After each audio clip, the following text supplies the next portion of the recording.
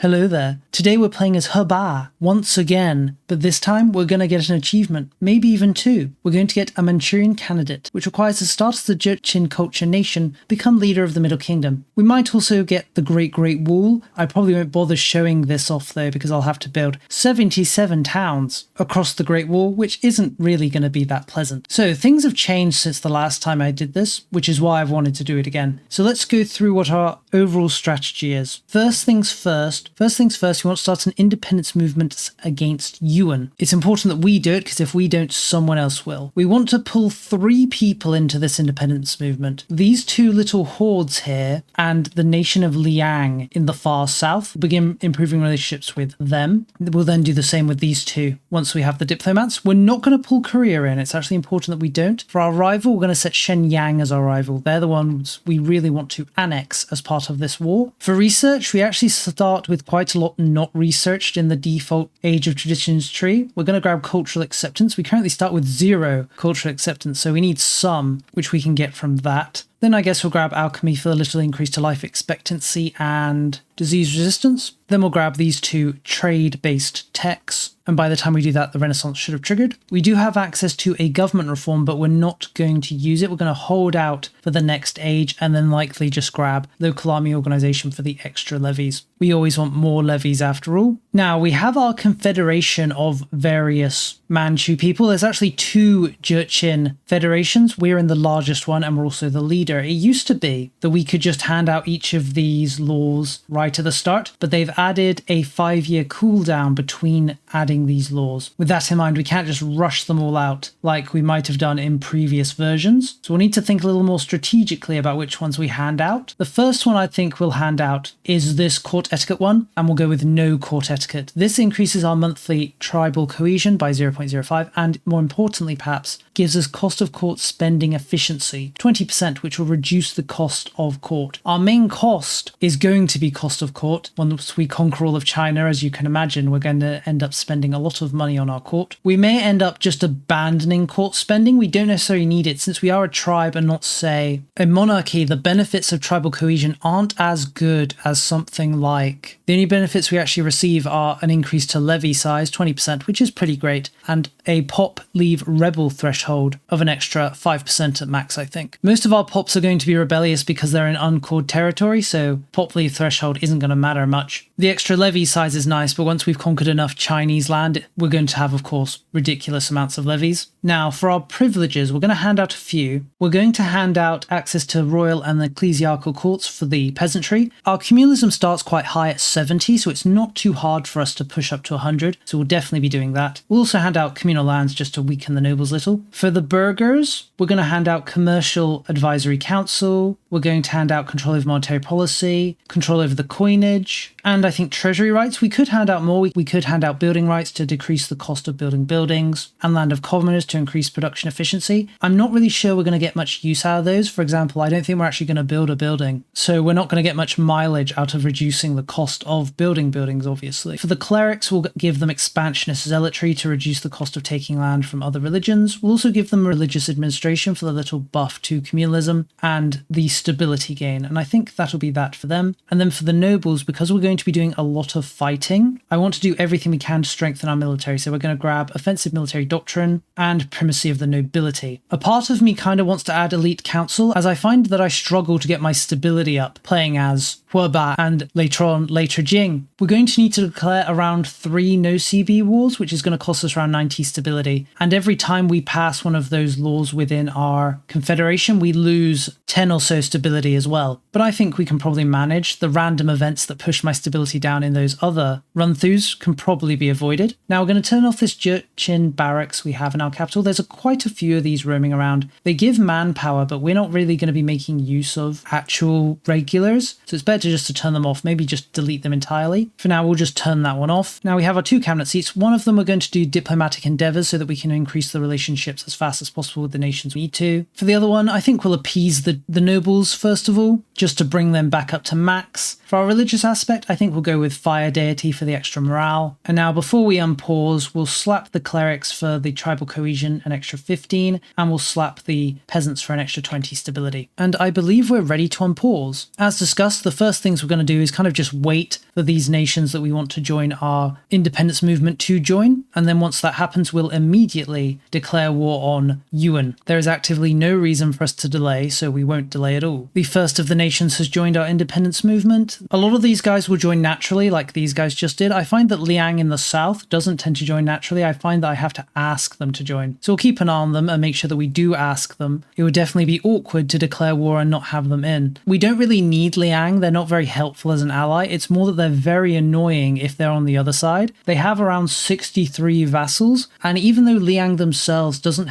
tend to help Yuan at all, their 60 odd vassals do. They'll come over and invade us. So in a way, we want Liang in the war as an ally just so we don't have to deal with them as an enemy. Sounds pretty silly, but it's the truth. And there we go, Liang has joined. I think we're ready to declare war. We can see there's us, there's these two hordes here, and then there's Liang. It's not showing all of his vassals, but all of these nations here are his vassals that we'll pull in as well. So we'll declare a war immediately, no reason to delay. We'll raise our levies. We'll then tell everyone to attach to us. We really want everyone to come and follow us. The first thing we want to do is really stack wipe Shenyang, and then we'll slowly see about full occupying them. To do that, we're going to need a little more strength than we have alone. So we want everyone to come and attach to us if possible. There we go. We've got around 4,000 men. That should be enough. We'll just cross the border into Shenyang. Despite all these forts they have here, they don't actually block movement, so we don't need to worry about getting physically blocked. There's Shenyang's army. We should just be able to completely annihilate them in a single battle. Yep, there we go. That's a full stack wipe. Perfect. We'll stop telling people to attach to us and instead we'll go off and siege their capital. Since we no longer need to increase our diplomatic reputation, we'll stop doing that. One thing I do want to do is push our offensive value up. It increases our army movement speed, which is pretty nice, but also increases our siege ability. And as we're going to be doing quite a lot of sieging, we'd really like our sieges to go as fast as possible. We've gotten our first parliament. We'll use it immediately to change a law. We currently start with this Jurchen Council, which reduces the cost of no CB wars and reduces the cost of light cavalry, but decreases our monthly tribal cohesion gain. I'd definitely like to switch this out, but since we're likely going to declare at least one no CB war, we'll change it out after the fact. So instead, we're going to change our distribution of power. We're set to favor the crown at the moment, or favor the ruler. We aren't going to make much money from taxation, and honestly, our crown power is going to go very low, even if we keep this law, because of how much we're going to expand and how most of the land we have is going to be uncored, at least for a time. So I think I'd prefer to switch out. I'd normally go for favor the elite nearly every time. Our elites aren't going to have much money though, which kind of puts me off favoring the elite. I can't believe I'm saying it, but I kind of want to switch to traditional distribution. It'll increase the happiness of our states and give us a little bit tribal cohesion, of course reducing our crown power. Our crown power, as I said, is basically going to be at 0 and it's not much we can do to avoid it. So I think I am going to go for traditional distribution. I think that's the first time I've ever picked that law over anything else. Pretty horrible to think about, honestly. It's been a year since our war started with Yuan, so we'll start white piecing all of their vassals out that we can. If we can, we'll extract some war reparations and money from the ones that have been occupied. We won't get much money due to us not having much war contribution, but war reparations we at least can get all of it. So we'll make sure to grab those where we can. Most of these guys are nations in the deep south who've been occupied by Liang. For the rest, they're just people who are too disloyal to continue the war, so we'll just send them away. Here I can showcase why exactly we wanted Liang in. We can see this vassal here. They're a vassal of Tibet. Tibet is a vassal of Yuan and has pieced out of the war, but their vassals, who they pulled into the war, are loyal to Tibet. But even though Tibet has left, they're still in the war, and we can't white piece them because they're loyal to Tibet. Does it make sense? Not really, but it's how it worked. And if Liang was in the war, we would have his 60 or so vassals that we will see here. They would be loyal to Liang and therefore not willing to leave the war, and would just kind of come up here and swarm all over us, making our lives more difficult. There we've reached the Renaissance. We'll, as discussed, go and grab local army organization. We're going to need the extra levies. For research, I think we're going to rush down and grab these texts. There's also a few Manchurian texts or Later Jin texts that are here as well that we can grab once we get there. We're still just waiting on this final siege of this final Shenyang fort. Taking quite a while, but that's how these things tend to go. And there we go, finally. It took 600 days. We just need to wait for the other nation that occupied the location to switch control of it to us, which they should do any day now. There we go. And then it looks like someone else has occupied this little bit of land, so we need them to do the same. Switch it over to us any second now. There we go. So we'll full annex Shenyang, take all their money, giving us quite a lot of land to work with, and buffing our levies up to around 11,000. Perfect.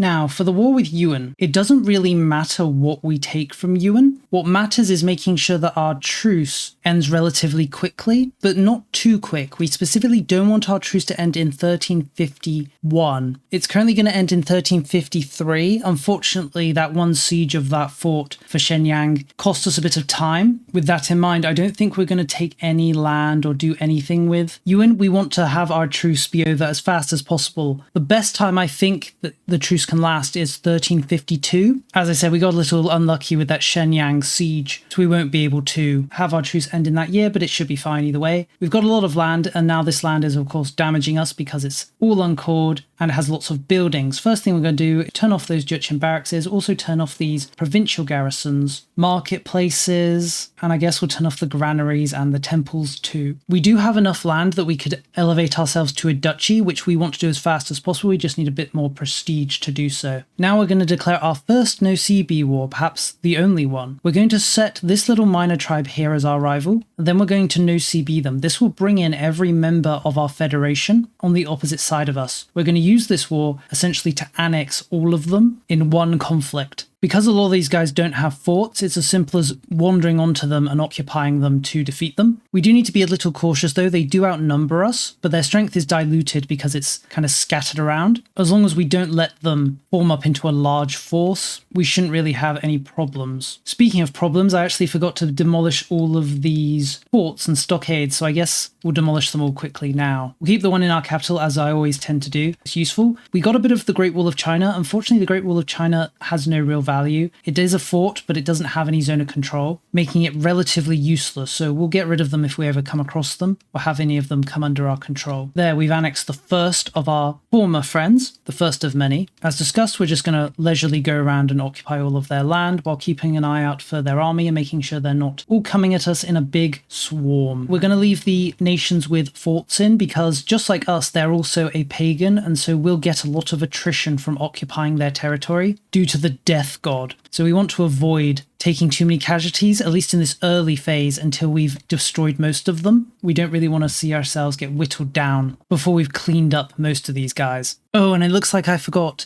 It's been 5 years since we passed a Confederation law. I knew I would end up forgetting. It's just one of those things, right? For this one, I think we're going to go for the administrative law tribal administration. Increases the satisfaction equilibrium of the estates a little bit and gives us another little push to tribal cohesion, which we always want, of course. We'll then slap the clergy and then slap peasants to increase both stability and tribal cohesion respectively. And there we go, a leisurely if time-consuming conflict. We actually gained quite a bit of war exhaustion in that war. A little unexpected, but should be fine. We're going to set this little nation as our rival next. This is the second Jurchen Confederation, so we'll eat all of them as well. There's a bit of a coalition forming against us. This is kind of the ideal though. What we'd really like is a coalition to form and it to make up all of these nations here. Unfortunately, it looks like these guys here really don't care enough about our violent ways to join a coalition against us, sadly. So we need to think about other ways of taking their land. In fact, we've got a parliament right now, so we could just use immediately the parliamentary CB to conquer them. They of course have Jurchen land that we need to take in order to form Manchuria. Speaking of which, we did leave 2 of the Jurchen tribes alive that were part of our confederation, just because they control land in Korea and they do not have land that we need to form Manchu. And I'd like to avoid taking any land that we don't need, because it will just increase our costs even higher after all. Speaking of which, let's demolish most of these forts we gained from taking our friends' lands. We're going to lose a little money in the short term just because I'm diplomatic spending maxing. I want to get some diplomats out so that we can fabricate a CB on these guys up here, which we will now begin doing. We have access to the tribal feud CB because we're also tribes. Unfortunately, we can't get such a CB on these horde nations. So I think we're going to use the parliamentary CB as discussed to attack this one at least. We may have to no CB the last one. It depends how things go. If we're lucky, we should be able to set them as our rival and get a CB on them that way. We'll first declare on this horde. It should be a very simple war. They don't really have many soldiers, around 1,300 compared to our nearly 10,000. Shouldn't really be a problem. And there we go, no problem at all. We'll just take the land we need. No reason to take extra land that's just going to drive up our costs. In fact, let's actually drag this war out a little longer, just so we can humiliate them. That'll give us enough prestige that we can rank up to a duchy. No longer a minor tribe, we are now a tribe. Excellent. Oh, would you look at that? We've got an event that gives us a claim on these guys. I was just thinking about having to bite the bullet and declare a no CB war on them. But since the game's just going to hand me a claim, we'll just use that and declare war. Excellent. It's always nice to see the game has my back and provides me exactly what I need when I need it. For these guys, we're going to of course take all their Jurchen land, but they also control a bit of territory that is a part of China, so we'll grab that too. Since we are going to be becoming China, getting that Chinese land is of course what we want to do. Now we just need our CB and then we can attack the last of the independent Jurchen nations, we should say. We've got a bit of a revolt by the Koreans. For some reason they never actually take lands, they just roam around with a stack. If we do nothing, they'll eventually all just die to attrition. We'll ignore them for now, wait for our CB to come online, and then we'll declare war on this nation up here, and we'll probably sweep them aside during the conflict. We just need to wait for a diplomat to become available. I suppose while we're waiting, let's kill this little Korean rebel group. There isn't really any reason to tolerate them. There we go, we'll declare war on the last of the Jurchens, who are independent and not part of our glorious federation. As before, we're just going to conquer each of them one at a time until there's none left. And there we go, all of those nations are destroyed. We can now form the coveted Later Jin, or Manchu, and then become Later Jin. So we'll do just that. Becoming Later Jin gives us an extra 20 tribal cohesion. So before we press the button, we'll hand out another law for our federation. It's just a matter of finding one that appeals to me.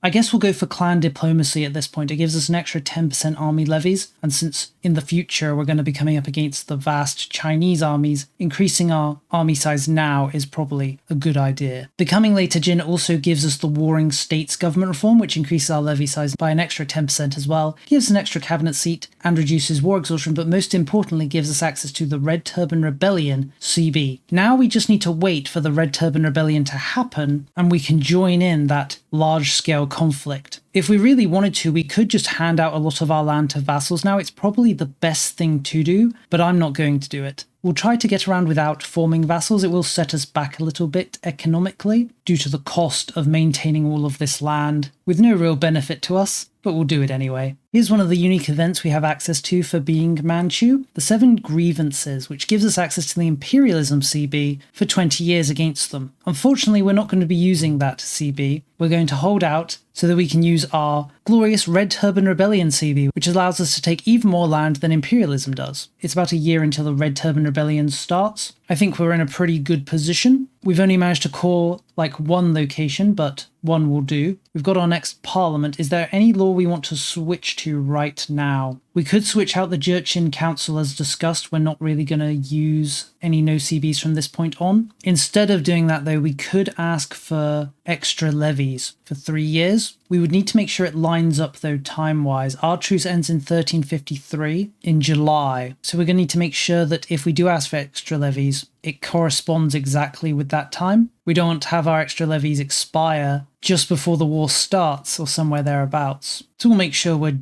well over the time for our truce to expire before we get those extra levies. I'm not sure they'll provide much worth, but we'll have them, I guess. The Black Death has showed up. It's kind of rare to see it actually show up in our territory. The Black Death, for whatever reason, has a hard time spreading over here. With that in mind, I'm a little cautious whether I want to start doing things with the Black Death, just in case it fades away very quickly. Here's the Red Turban Rebellion. It started. In 2 years, we'll begin our attack. So here's the reason why I wanted a truce with Yuan. Yi Zhao here rebels against Yuan, and if we didn't have a truce, they would declare war on Yuan and call us in as their supporter, which is of course not what we want to do. We don't want to fight a war on someone else's behalf against Yuan. We want to fight our war against Yuan. Speaking of which, since Yi Zhao's here, we're going to kill them. Even though we're not really a member of the Red Turban Rebellion, because we have access to this unique government reform, we can declare a war for regional supremacy on anyone who's in the Red Turban Rebellion, either Yuan or anyone else. Declaring war this way gives us access to a unique war goal, that being to demand their full annexation. In order to do this, we need to occupy their capital and 50% of their territory, and then we can full annex them. What's really great about this, outside of being able to annex massive countries, essentially in a single war, is we also get their cores. So if you look at Yi Zhao here, they've got cores in all their territory. When we beat them in this war, we'll gain those cores, which is honestly pretty excellent. we're going to have a hard time coring land, so just being able to get some cores for essentially free just from winning wars will definitely make things a little easier. Here's another unique event. This is the 8 Banners of Mongolia, which gives us an army of regular light cavalry. Unfortunately, I find that just maintaining these armies is so expensive, it's not really worth it. Even with the Jurchen Council, which reduces the cost of light cavalry by 25%, they're still too expensive. So I find it's just best to disband them, unless we're already in a war where we can really use them, in which case I tend to throw them into the fray. But we're not in such an occasion, so we'll just get rid of them for now. Speaking of getting rid of them, we'll full annex Yizhao, gaining cores on all their territory. Funnily enough, doing this doesn't even give us any antagonism because it doesn't count as actually annexing a nation militarily because, you know, they're kind of just giving us their land. Now we're just going to wait out our truce with Yuan and then we'll get involved in the Red Turban Rebellion. Right, our truce has expired with Yuan, we're ready to attack. So this is kind of where things diverge a little. If you're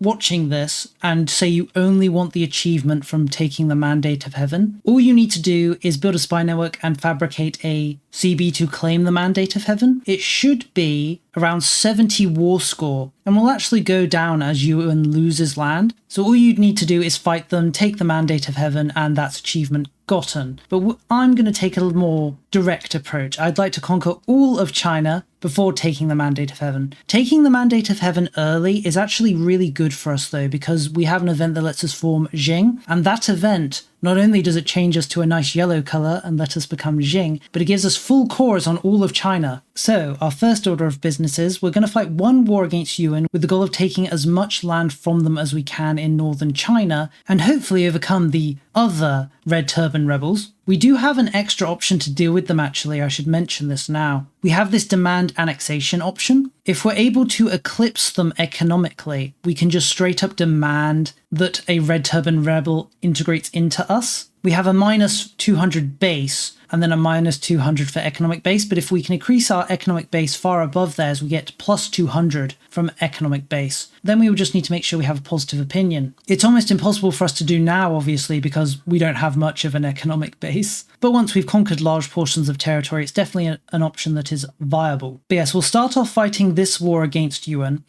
And then once this war's over and the truce eventually expires, we'll see about taking the Mandate. Call up our levies, we've got 32,000. Should be easily more than enough to deal with Yuan. Yuan has called in Korea. Korean has become independent, but for whatever reason they've decided to support Yuan. A bit of an annoyance, we'd kind of prefer not to deal with the Koreans. But I guess if, I don't know, how many are there? 36,000 Koreans want to sacrifice their lives for their Mongolian overlords, who am I to say otherwise? We could also get quite a bit of war score just from destroying their armies as well, because this is a superiority war goal, so we get more war score from winning battles than anything else. And Yuan doesn't really have an army, they have 9 levies. So it's not really possible for us to win big battles against Yuan. But against Korea, we definitely can. I don't think it's a good idea for us to really stay in Korea though and fight them too much. Not necessarily because they're too strong, but because we want to get in and occupy Yuan territory. We're of course competing with all the other nations who are at war with Yuan to occupy as much as possible. So we're going to try and do just that, really just rush around and occupy as much as possible. The Koreans are going to be a bit of a nuisance because they're going to occupy us in the back. It would have been nice if they weren't in this war, but sometimes things are out of our control. Right, we're going to make peace with Yuan. We're going to take as much as we can. It is tempting to continue this war as long as possible so we can get the maximum, but there's a real risk that someone else will peace out first and take the vast swathes of territory we want to take. We're going to take both the northern and the southern land. Should we take money? Remember, we don't want the truce to last too long because we want to fight them again and take the Mandate. I guess taking 1,000 ducats would only add an extra year. It's going to be 9 years before we can fight them again. I guess we'll take this then. We'll make peace. We're now relatively big, though the land we've taken is all going to be very rebellious, which unfortunately there isn't much we can do about. Something we can do is, even though our army is still raised, we could immediately declare war on someone else. Because of how the war works, that being it being fired through the situation screen, we could declare war. Problem is, we don't actually border anyone. Because of how we made peace, that being kind of cutting out Yuan from the inside, we'll need to wait for someone to make peace with Yuan themselves and extend their border up. For now, let's disband our army. We're going to find ourselves struggling a little when it comes to keeping our economy floating. There's definitely the massive amount of forts that we've gained that are dragging us down. It's kind of tempting to keep forts though, because, they'll make it harder for our enemies when we fight them and it will slow them down. But at the same time, we need money to live. There's also the massive amount of buildings we've gained control of that don't really matter to us. Like a lot of these marketplaces, we're just going to turn them off. Our crown power is so low that we're not going to be able to make any money really from these marketplaces in the short term, so I'd rather just switch them off until such a time comes that we can actually profit from them, which, spoiler, may never come. We could potentially stop spending on cost of court now. I did say that there would come a time when we probably would stop spending on it, and it may be now. Not just because of the cost of court, but also due to rebellions. We're going to have lots and lots of rebellions from inside our lands, and unlike in previous patches, where we could just stay perpetually at war to avoid rebellions, rebellions can still happen while we're at war. In fact, rebellions can happen while we're in a rebellion. One of the ways we can defeat these rebels is just by accepting their demands. Because these rebels are cultural rebels, their only demand is that their culture becomes accepted and that we lose some tribal cohesion. We can actually accept all of their demands. Even if our tribal cohesion goes down to 0, we can still accept demands. So the way I want to deal with rebels is just by saying sure bro to all of their demands, and in so doing avoid a big rebellion. Unfortunately, we can't do that with the religious rebels, like say the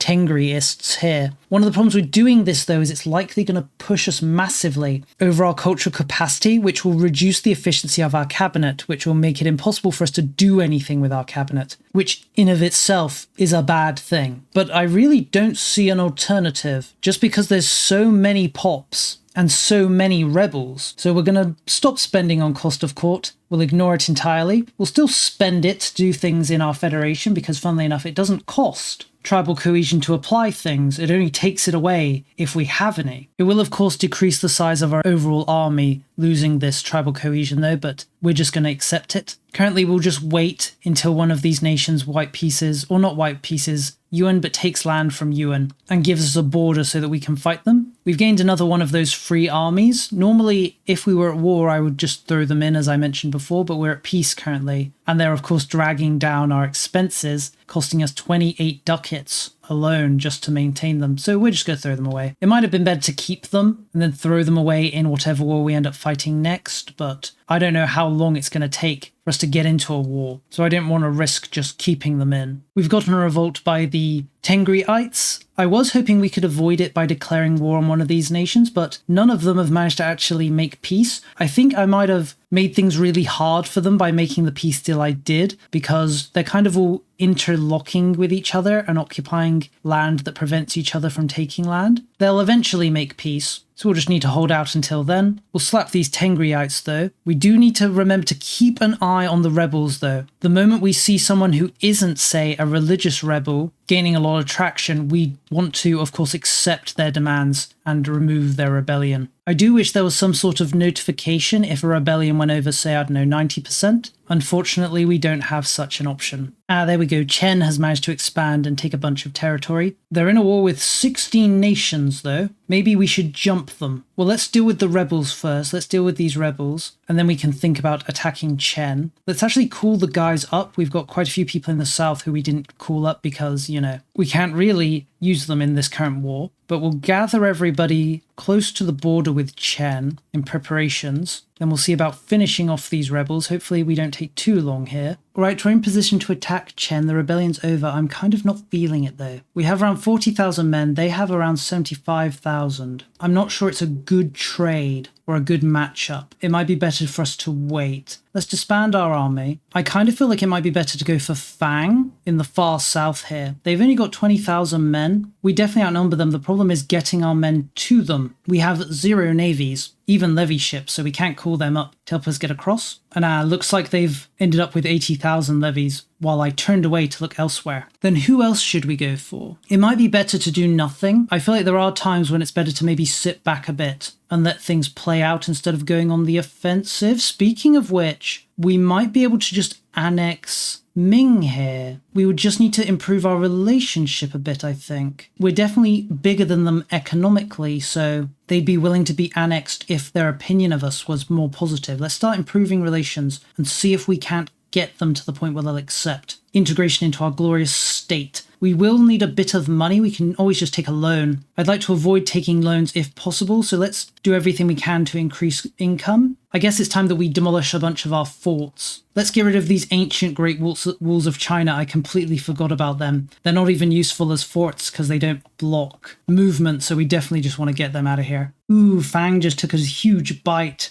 out of Chen. Chen does still exist, but is a very small nation now. We're so close to getting Ming to peacefully integrate with us. I may be being too passive because I'm waiting, hoping that I can get this Ming in. In fact, we've almost done it. We just need a bit of prestige and money. We have a lot of soldiers, 130,000, so I think let's declare war. Let's declare war on Wu. They're very weak. They actually might just get full annexed by somebody in this war. That somebody will likely be Mao because they're at war with them. But then we could just full annex Mao as well. It would be nice if we were the one to annex Wu, because then we'd gain their cause. But as long as Mao annexed Wu, they'd gain their cause and then we'd get them from Mao. The AI doesn't tend to use this annexation option that we have though. They tend to just take vast swathes of territory wherever they can, as we saw with Fang and Chen in the south. Ah, there we go. Mao, unfortunately, I guess they didn't full annex Wu, but they did take a bunch of their territory, which means we won't be able to get cause on it, which is sad. We'll take our revenge by immediately declaring war on Mao. We are still at war with Wu after all, and in order to get to them, we're going to need to cut through Mao now because they've decided to get in our way. Sadly, Mao's capital does have a fort on, so we will have to siege that down, unless we can force a capitulation, which isn't too outlandish. If we do enough damage to them and occupy enough territory outside of their capital, they may end up capitulating. That would save us having to siege their fort down. Our truce ends with Yuan in a few years, 4 I think. So we should probably start thinking about building a spy network on them so that we can claim the mandate. After all, doing so will give us full cause on all of China, so we won't need to worry about getting cores here and there, as we'll just have them everywhere. We might even be able to make some money from tax. Outlandish, I know. Luckily, our expenses are very low despite controlling such vast territory, because we're definitely running on barely a budget. I'm not even sure if I'd call it a shoestring budget, because that implies there's shoes and string, and I don't think we have either. We may not have shoes, but what we do have is horses, and they're able to kill everyone. Looks like we have forced Mao to 100% war score, so they should just capitulate. I guess we'll just wait and see. Oh, Mao did capitulate. I was sieging down their capital because I thought they weren't going to, because it took so long for them to do so. We'll make peace. We definitely want to humiliate them. In fact, actually, I think we're at 25 prestige. So yeah, we should be able to annex Ming right now. We just need the diplomat. So let's finish off Mao first of all. We could have them return cause to Wu and then separate peace Wu and get their cause. We don't need to do that though. We don't need to do that. There's no reason to go to such extreme lengths. We're going to get cause when we claim the mandate from Yuan anyway, right? No reason to go crazy. I know it's difficult. We'll just wait for that one diplomat to roll in, and then we'll merge Ming into us. And then the only person left really would be Fang. Of course Chen in the center of him. But that little tiny Chen in the center definitely is not one of our primary targets. All right, there's Wu Gong. We'll of course take all their money and all their land. Still just waiting on that one diplomat. There he is. We'll now annex Ming. Beautiful. Absolutely beautiful. Maybe we had this all wrong. Maybe the Chinese were a friend. I think I've already said that, but I'm going to say it again. All right, now let's deal with Feng. They're the last one left, really.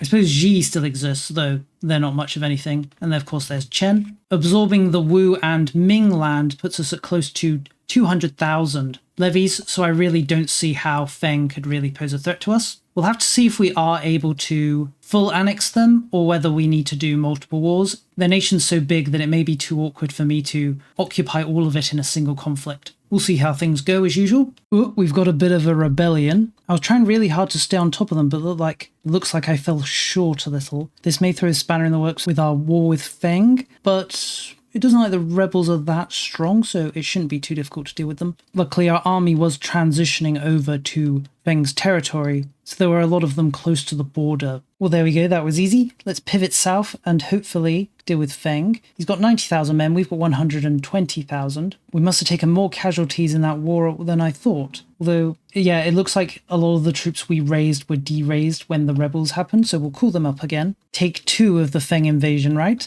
I think we're likely just going to go for a capitulation in this war. I feel like occupying half of Feng is probably going to be a little too difficult and or time consuming, whereas just killing enough of them to get the max amount of war score and then occupying the few extra locations we need sounds a lot more feasible. There goes Feng, we'll just annex them as usual, take all their money. They've actually got 3,000 gold. That will go nicely in our treasury. I guess let's clean up Chen since they're so small. There's some other nations over here that exist. It's kind of, look at this, kind of crazy what's going on over there. I kind of don't want to get involved with it. We do have our CB on Yuan to take the Mandate of Heaven now. Our truce has expired, hasn't it? Yes, it looks like it. We can't declare war because we currently have a Yao revolt that's going to happen. So I think what we'll do is we'll just beat up Chen, full annex them, then we'll deal with the Yao revolt, then we'll go off and take the Mandate of Heaven, which will allow us to become Qing, and of course give us full cause on all of China, which will of course give us the achievement for taking control of the Heavenly Kingdom as an extra bonus, you could say. Alrighty, that's Yao gone. We'll disband our armies. We're in a bit of a deficit right now. Who's causing it? Probably more marketplaces. We'll turn them all off. Once we get cause on all of China, we can maybe think about getting some actual crown power, and with it, actually making money from marketplaces. I'm not sure I believe it though. We'll declare war. Ming has a few friends, it looks like. Are they in a coalition? Yeah, they are in a coalition against us. I didn't even notice. Not a big deal though, we'll declare war. It should be very easy for us to take the mandate now because of how weak Yuan is. Yeah, we can see it's only 5 war score to take it. We may also take a bit of land from Yuan. For example, I'd like to take Beijing. Thinking about it though, it may be better to take as little as possible. We still have 8 years until the Red Turban Rebellion ends. So we should be able to use the really nice CB on Yuan at least one more time if we have a very short war and with it a shorter peace. I'm unsure. I'm not sure if we can even still use the warring states government reform once we become or once we take the Celestial Mandate. I suppose it's going to be a bit of a learning experience for both of us, you and me. Maybe you already know, in which case I suppose I'm the one at fault for not knowing.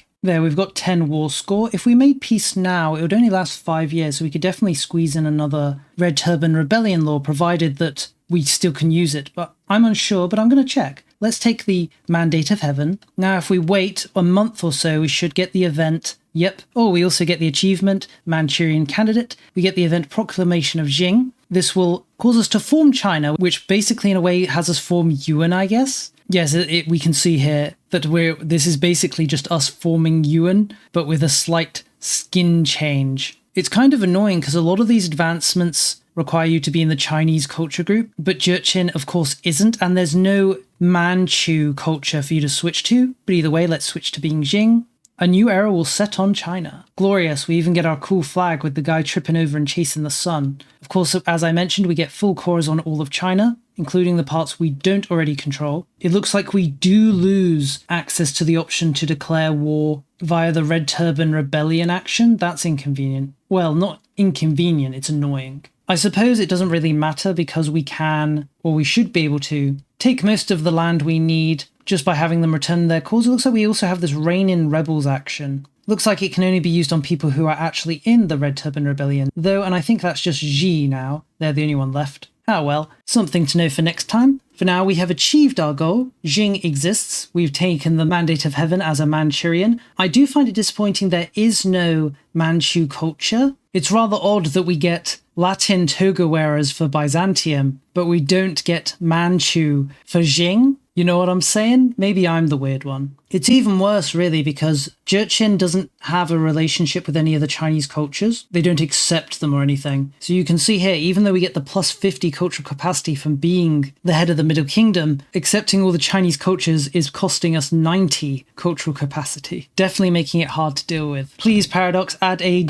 Manchu culture that your Jurchen culture merges into once you take the Mandate of Heaven as Qing, or Later Jin as well, I guess. Maybe it should just be for the moment you form Later Jin. Jin. Either way, I think I'll privately go through the arduous process of building 70 cities, or towns I suppose, in order to get this a Great Wall achievement. I'll spare you the suffering. For now though, I'll thank you for watching. I'll hope you found this video helpful. I do think it's very kind of all over the place, but I think this might be the best start for an early Qing. I mean, it's only 1364, so it took us less than 30 years to do it. But I've tried a few times in seeing if I could annex Shenyang and take the land I needed from the two hordes in one war, and it's just so finicky with the loyalty that I think it's hard to do. I tried a few times with and without Korea, and I found that the best way was to just pull those two nations we needed into our war, annex Shenyang, then annex them separately. You can get the land you need from all three though, but it's so chance-based that I really don't recommend it unless you want to torture yourself. But either way, thank you again for watching, and I'll see you next time.